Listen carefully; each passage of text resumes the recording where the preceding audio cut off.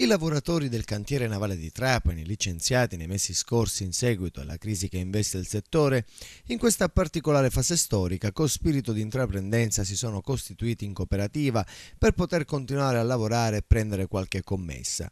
Un'idea non male viste le difficoltà del momento, che potrebbe permettere a questi lavoratori di gestire il proprio futuro. Ci siamo costituiti di cooperativa perché, come ben sapete, il cantiere non ha più nessuna possibilità di operare in quell'area demaniale.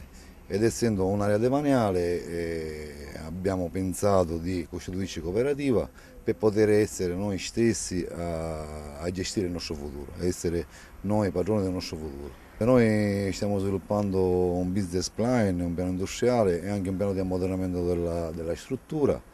Siamo in contatto con molti nostri ex armatori e clienti che si servivano di questo cantiere e sono tutti ben felici e contenti se noi riusciamo nei nostri piani.